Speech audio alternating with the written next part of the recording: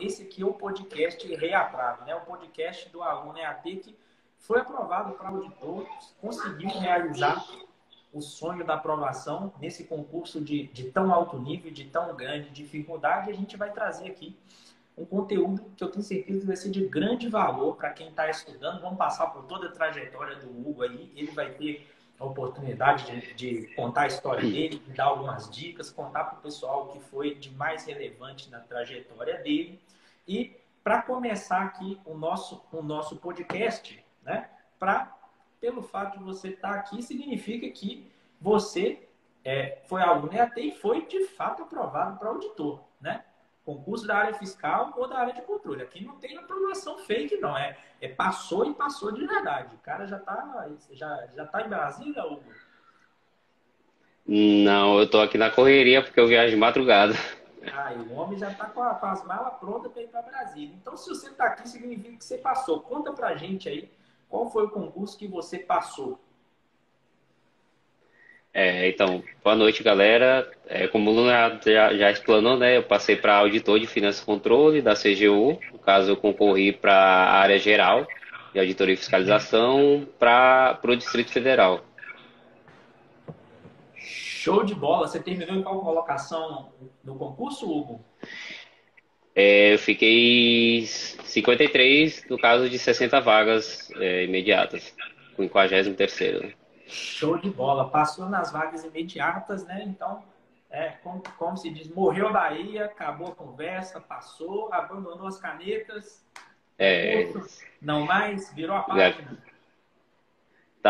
meu Anki ainda tá instalado aqui, mas deve ter 20 milhões de caras lá que eu nunca mais nem olhei. Nunca mais vi Agora tech. está um super cargo, né? Um cargo muito bom, de excelência. Acho que agora é aproveitar a vida e ser feliz, não é mesmo? Porque essa fase é tensa, viu? A fase de concurseiro realmente é puxada. Queria te pedir aqui agora para você contar rapidinho aí para a galera quem você é, né? Qual a sua idade, de que cidade você é, qual a sua formação universitária e quanto tempo você estudou até a aprovação na CGU. Tranquilo. Meu nome é Hugo Dino. Eu sou natural de São Paulo, mas hoje eu moro em São Luís, Maranhão. Vim pra cá com 11 anos, então eu já moro aqui tem cerca de 20 anos. Sou formado em administração pela UFMA.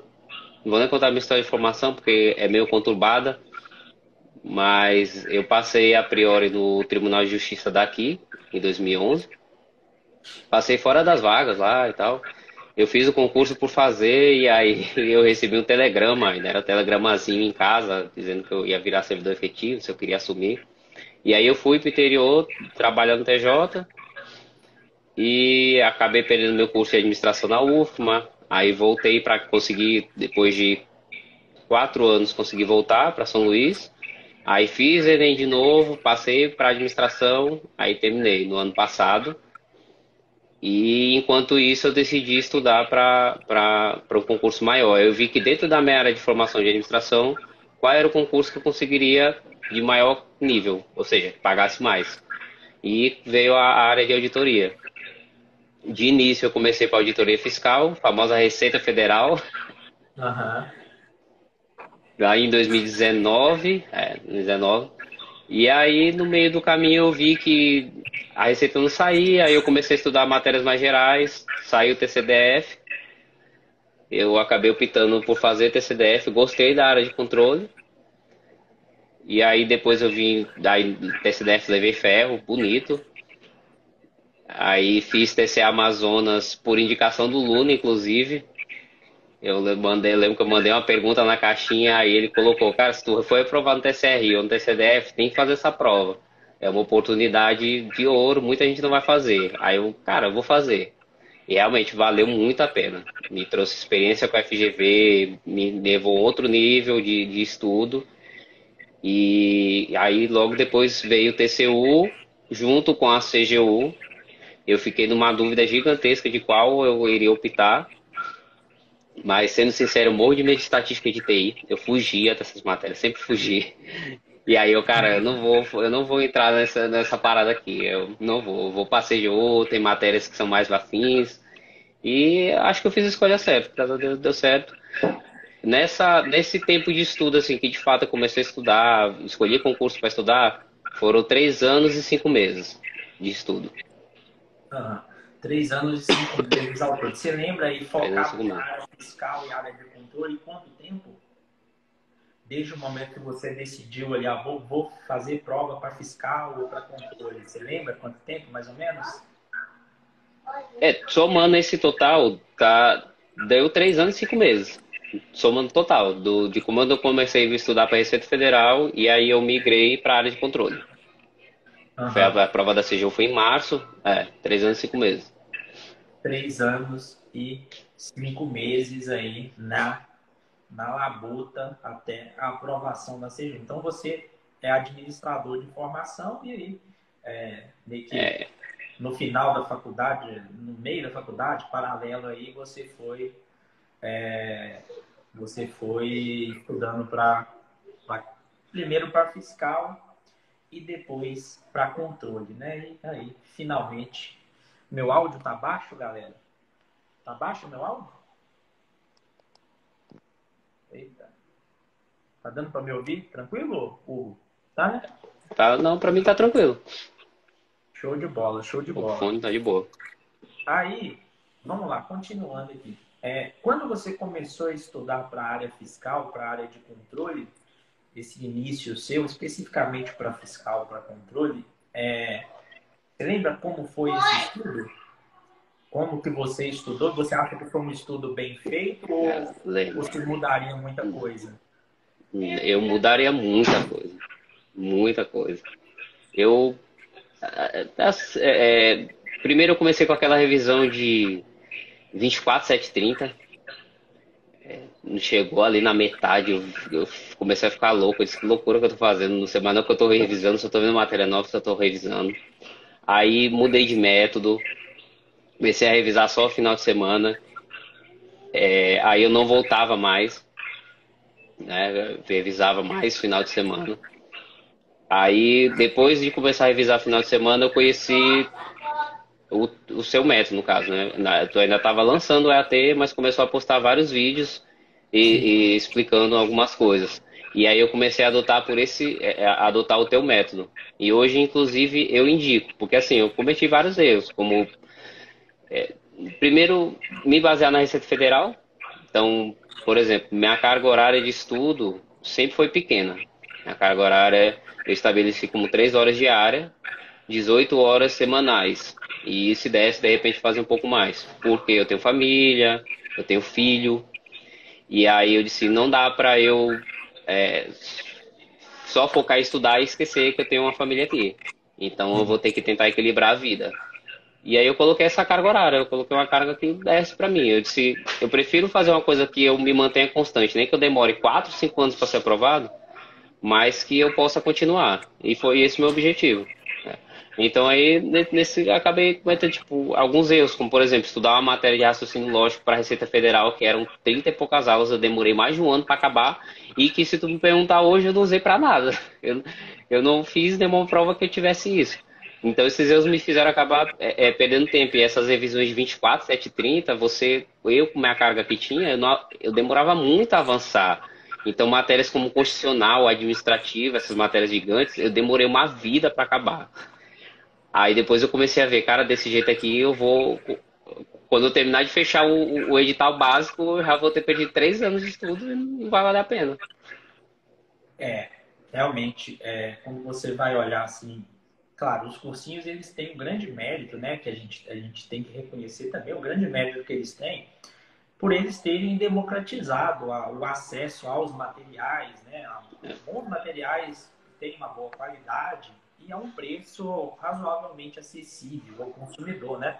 E por possibilitar o estudo online, isso possibilitou muita gente, né, que antes não teria condição de concorrer, como eu, por exemplo, que era do interior de Minas, de 3 mil habitantes, né? Hoje você tem condição de ter um bom material de estudo, ter boas aulas por meio das plataformas online. Só que no quesito orientação de estudos, né, eu acredito que eles, às vezes, eles pecam muito, né? Eles pecam muito por meio que assim, como o grande objetivo deles é vender, sabe?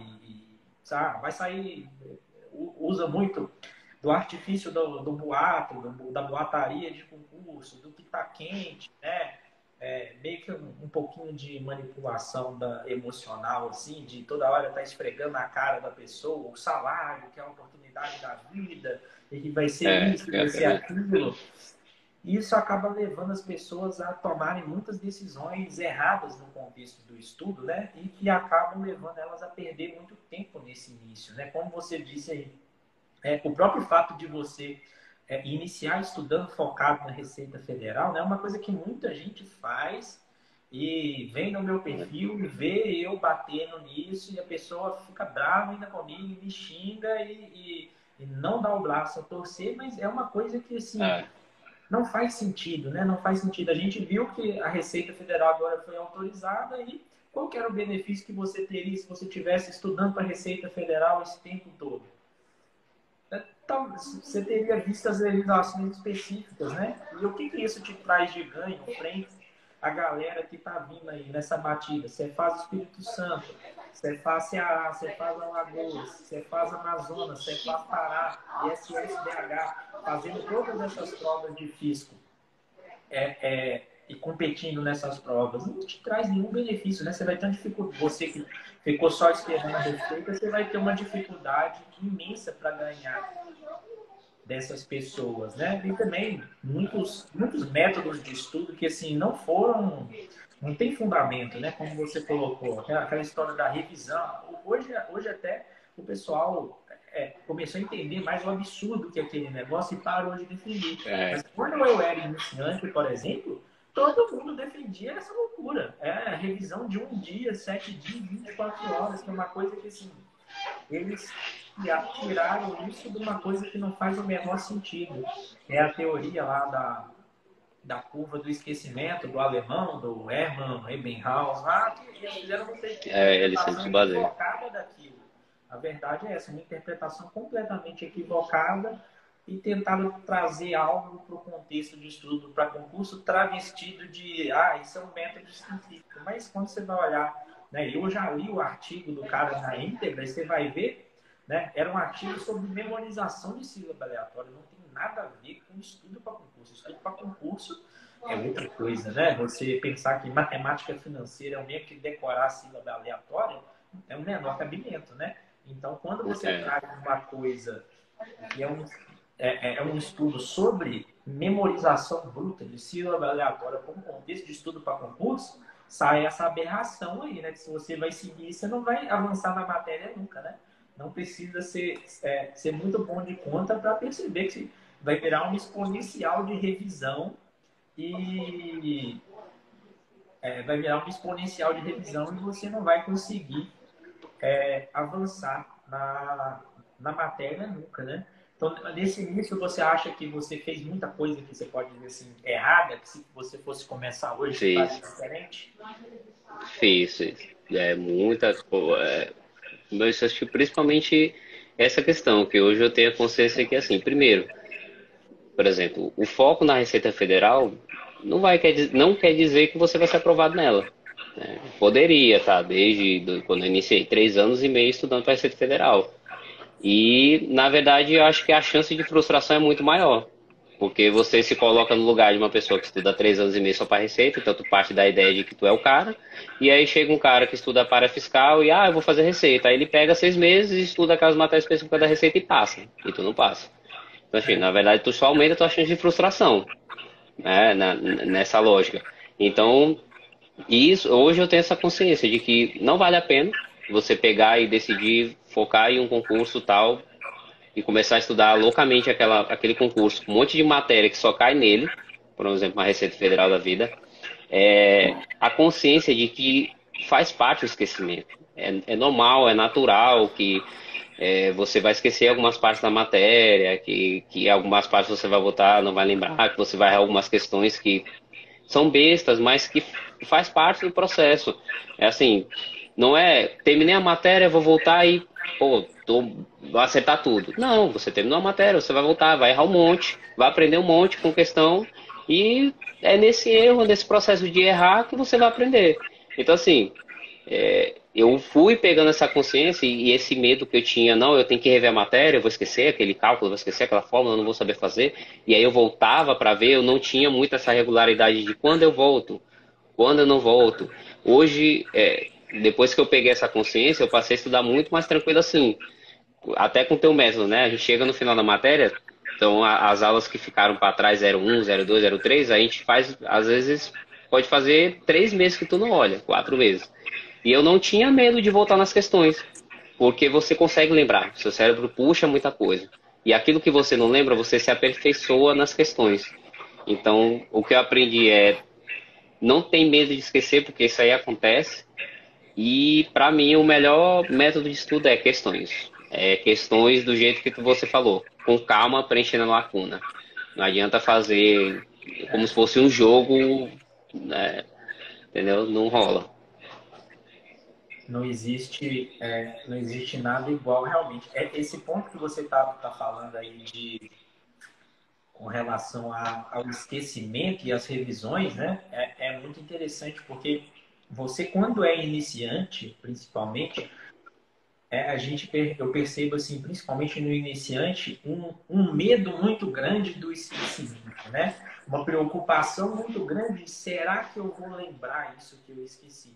Só que a coisa não funciona muito bem dessa forma, porque o nosso É, esquecimento, além de ser natural, ele é diferente para diferentes tipos de conteúdo, né? Você deve se lembrar lá do Erro da Trave, que a gente divide o estudo em 3 camadas, né? Que é uma camada inicial de estudo teórico, uma camada intermediária de aprofundamento e a terceira camada que você falou, e eu concordo, não existe nada mais importante, que é o domínio do histórico por meio da resolução de questões, né? E quando você entende isso, isso te dá uma paz muito grande, porque você percebe que quando você está na primeira camada, na camada do avanço teórico, você não precisa estudar a teoria, ler o PDF com aquela necessidade de decorar tudo. Você não tem que decorar tudo na primeira leitura. A sim, primeira leitura ela serve para formar a sua base conceitual. Então, você está estudando licitações, a primeira leitura, né, o seu estudo teórico do PDF, você não deve achar que você vai terminar de estudar aquilo e você vai saber tudo memorizado, cada prazo que apareceu, cada número, cada detalhinho, cada exceção, cada inciso, cada linha, é humanamente impossível, né? E mais do que, além de ser impossível, né, é contraprodutivo você pensar o estudo dessa forma. Você tem que fazer, né, primeiro, essa base teórica, né, essa base conceitual, e aí, aos poucos, quando você vai secando a matéria e avançando, principalmente por meio da migração ali do estudo mais passivo, que é o estudo da teoria, para um estudo mais ativo de resolução de questões, aí você vai migrando também a sua preocupação de entender conceitos para memorizar, principalmente as coisas que aparecem nas questões. E aí, sim, quando você enxerga isso, né, o processo de estudo, ele se torna muito mais natural e esse medo enorme que você tem do esquecimento, ele começa a desaparecer, porque você percebe que, assim, cara, claro que eu li o PDF de licitação e eu não lembro mais qual que é o prazo do recurso contra, contra o indeferimento de não sei o que da concorrência. Eu não lembro mais o prazo, mas eu não era esperado que eu soubesse esse prazo nesse momento, porque o primeiro estudo de licitação ele serve para você entender o que é uma licitação. Né? O que é uma licitação? O que compõe o processo de licitação? Qual a diferença entre os diferentes tipos e modalidade de licitação? Ou seja, você tem que entender isso. E aos poucos você vai migrando a sua preocupação em memorizar. Claro, vai chegar lá na frente, você vai ter que memorizar. Só que aí você vai memorizar, né, como você falou, né, você vai fazer uma prova da FGV. Claro, você vai ter que saber todos os detalhes que ela já cobrou. Mas aí você vai memorizar todos os detalhes da banca FGV, já tendo uma base conceitual formada, né, já entendendo os conceitos por trás. Ali você já entendendo os conceitos por trás, fica muito mais fácil de você, fazendo revisões e questões, você ir decorando as picuinhas. Agora, o cara que entra na teoria com o viés de vou decorar tudo, aí ele vai se frustrar muito, né? Porque vai se tornar uma tarefa humanamente impossível, Um basicamente, pouquinho né? o meu caso. Como é que Eu é? sofri um pouquinho, na verdade, foi um pouquinho o meu caso. Nem tanto, assim, eu não tinha tanta essa ânsia de decorar tudo. Eu sabia que alguns prazos ali não davam para decorar e tudo. Mas eu sei que no começo eu demorei para andar com matérias grandes, acho justamente por isso. Né? Tinha esse medo, não, eu vou ler isso aqui mais porque eu tenho que pegar. Cara, eu me lembro que AFO é uma matéria que eu demorei um pouco para acabar porque eu li assim. Para mim aquilo tudo era muito difícil de entender. Então eu ficava parando, às vezes eu voltava, né, para ler. E aí eu cheguei para fazer as questões e tomei ferro em tudo, assim. Do início a LRF eu era triste, dava vontade de chorar fazendo questão. Aí eu fui aprender fazendo questões. E esse ferro que eu levei em AFO, por exemplo, e depois com os teus vídeos, eu comecei a entender realmente isso, que a primeira leitura ela é para você se familiarizar com a matéria.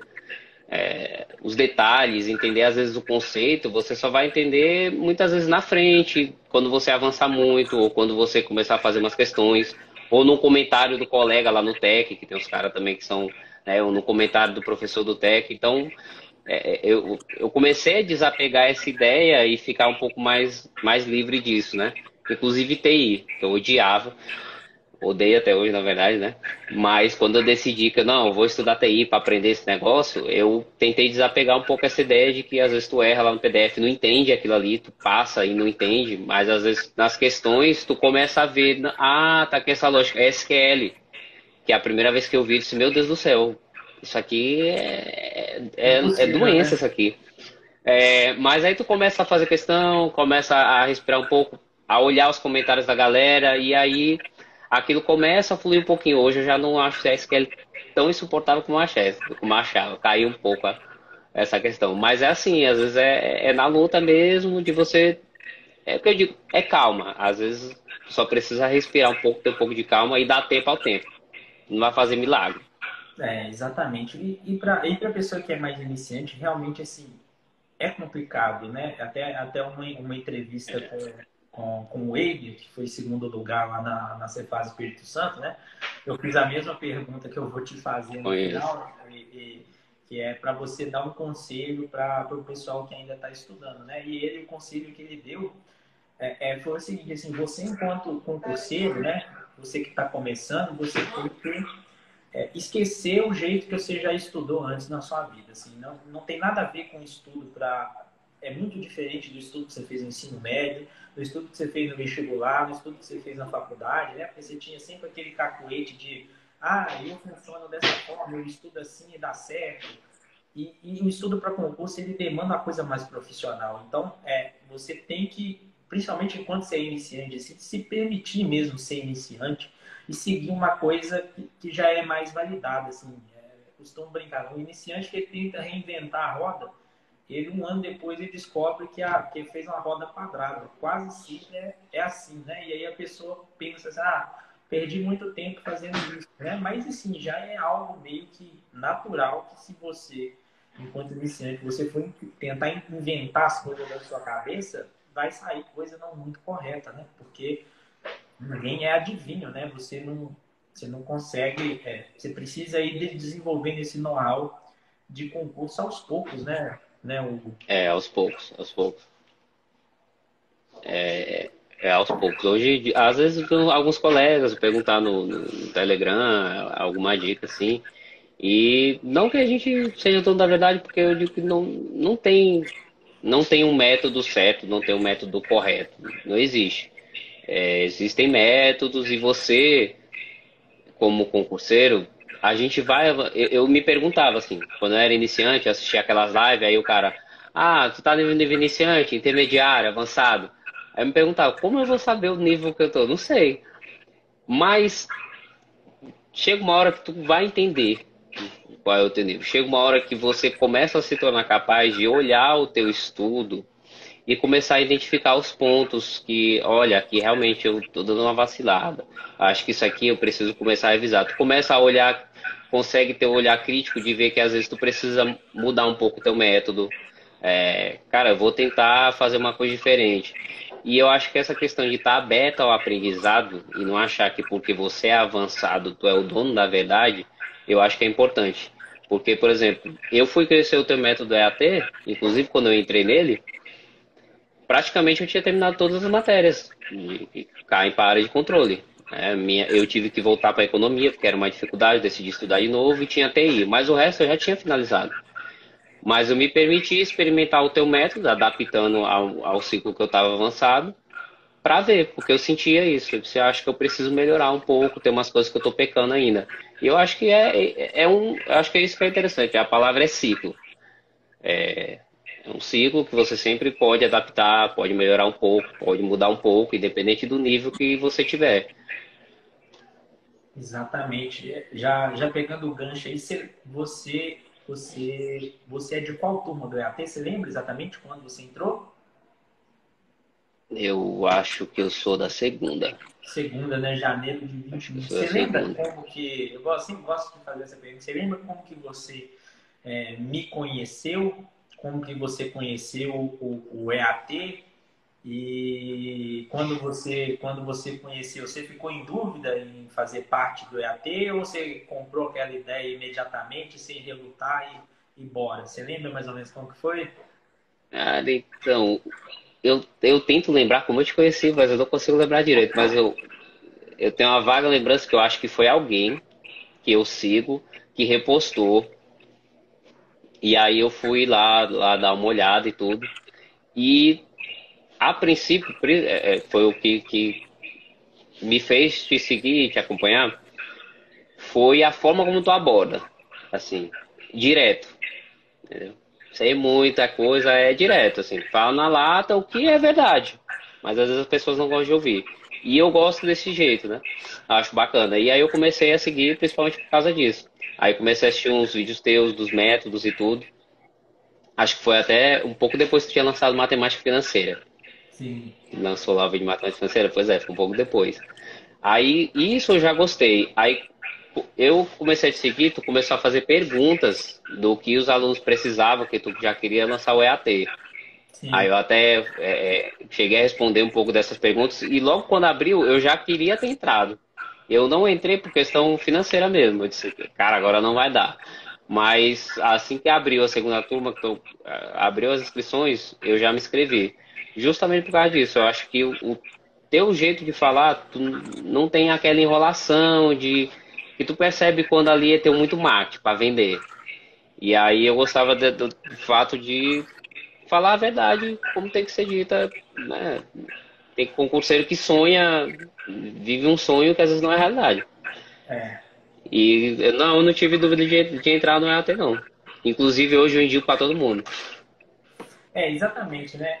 É o que eu costumo falar, assim, né? Não que a gente não tenha marketing, né? Mas o ponto é que assim, o nosso marketing é esse aqui, né? É entregar uma coisa que ajuda o aluno, ter aluno aprovado e aos poucos, né? As pessoas vão descobrindo que o nosso método é bom, quem se identifica acaba estudando com a gente e fazendo parte, né? Eu também acredito, eu sou muito crítico também nessas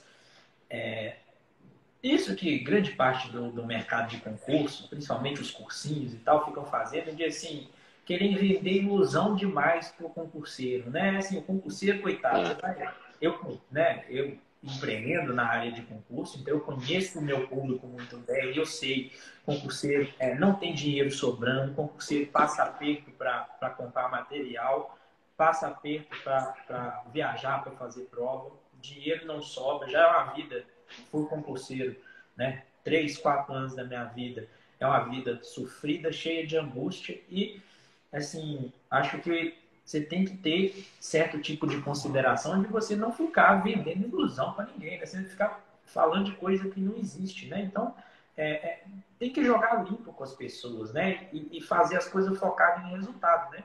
E muitas vezes você, ao fazer isso, você vai falar o que as pessoas não querem ouvir, né? Que é justamente o que você disse, assim, né? Você começou a me seguir porque eu era a pessoa que falava isso daí na lata. E é isso mesmo, sabe? Eu falo as coisas, tem gente que fica com raiva, mas é a vida, né? Você tem que falar as coisas na lata, porque eu, pelo menos, quando eu me propus a fazer isso aqui, eu me propus a fazer uma coisa que gerasse resultado, sabe? Gerasse resultado para as pessoas. Né? Tanto que sempre falo, né? A minha meta pessoal é formar 100 auditores com a nossa metodologia do Errando a Trave, né? E dar um reconhecimento para todas essas pessoas que foram formadas lá dentro. Para isso, assim, meio que tanto faz o resto, né? Vamos focar no resultado das pessoas e o resto vai vir naturalmente, né? Não tem esse negócio de prometer aprovação em 6 meses, em um ano. Eu não passei em 6 meses, eu não passei em um ano. Eu estudei igual um condenado para ser aprovado nas provas que eu passei, né? Então, assim, nada de falar coisa que não existe, né? Vamos jogar dentro da realidade e fazer tudo que é possível, né, dentro do método, né, dentro da técnica de estudo, que é o quê? Você, enquanto iniciante, você tem que formar uma base, né? Como a gente vai formar a base? Vamos formar a base dessa forma aqui, né? Tá mostrado, o melhor jeito de a gente formar a base é essa aqui. É o que as pessoas não querem ouvir, né? A pessoa quer começar hoje e está ganhando 30 mil daqui a 6 meses. Mas, se você for por esse caminho, né, o que vai acontecer é que você vai quebrar a cara e, naturalmente, você vai vir para o caminho certo depois, porque nada na vida acontece por acaso nem vem de graça, né? Você bem sabe, né? Para você conquistar essa aprovação na CGU, aí, quanto tempo de estudo, quanto sacrifício você teve, né? 3 anos aí de batalha, mas que, se eu te perguntar agora, você se arrepende de algum momento que você passou estudando? Não. E na verdade, durante todo esse processo, nunca bateu, assim, nenhum momento de arrependimento. Primeiro que eu tentei, uma coisa eu tentava, que era aproveitar o processo, assim, sem ficar com aquela só importa o fim, né? Então eu tentar aprender o processo. Eu me sentia, ainda me sinto evoluído por ter estudado, por aprender matérias que eu nem fazia noção, como o AFO, sabe? Por ter mais noção de direito constitucional, de administrativo. Então eu tentava esse processo evolutivo mesmo na educação, para mim já era interessante. E aí bate o cansaço, né? Depois do TCE Amazonas, cara, tava sem vontade de estudar. Mas aí a gente continuou. Mas arrependimento de ter decidido estudar, não. Eu acho que estudar, a pessoa nunca deve se arrepender. Quando passar, acontece. E qualquer coisa da vida que tu vai fazer. Vai empreender, tu pode não ter sucesso, vai estudar, pode. Mas eu acho que estudar, no final das contas, você sempre vai estar evoluindo. Aprender sempre te traz evolução. Acho que a regra básica é entender essa parte, é entender isso. Eu também sempre vi por esse lado, assim. Claro, né, pessoal, que quando você está estudando para concurso, é uma atividade, assim, que naturalmente te desgasta, né? É muito É, esforço, muita dedicação ao longo do tempo. Mas eu sempre procurei também olhar o copo mais cheio do que vazio, né? Que muita gente fica, ser concurseiro é ruim, é a vida bandida, é uma bosta, não sei o quê. Mas, assim, você tem que sempre ver os dois lados da moeda, né? Pensa que você está tendo a possibilidade de, como o Hugo falou, né? Crescer como pessoa, né? Em termos de conhecimento. E você está tendo a possibilidade de mudar a sua vida, mudar a vida da sua família, com base em merecimento, né? Com base em uma coisa que só depende de você. Né? O Hugo não. Posso estar enganado, mas não, provavelmente ele não conhece ninguém na CGU, ele não tem parente importante no governo, né? não, Chegou lá, queria até, mas não conheço. quem dera, né? Quem dera, né? Ia ser mais fácil, né? Mas chegou lá pelo esforço dele, né? E isso é uma coisa que tem uma beleza em si que é muito, com perdão da repetição, é uma beleza que é muito bela, né? É algo de muito valor você conquistar alguma coisa com base no seu próprio zero mesmo, às vezes até de famílias humildes, e conseguem chegar em cargos aí como o Hugo chegou, né? Praticamente é o topo do serviço público, né? Carreira de auditoria